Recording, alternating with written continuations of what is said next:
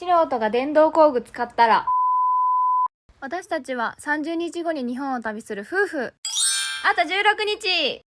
木材はホームセンターで購入したものはその場でカットしてくれて助かったけど、やはり個人的に切りたいものが出てきたので、実家へ直行。実家って何でもあるよね。人生の先輩翔平の父に使い方教えてもらいながら慎重にカットしていく。丸ノコは特に慎重に。この木材は引き出しになってくよ。グッジョブ。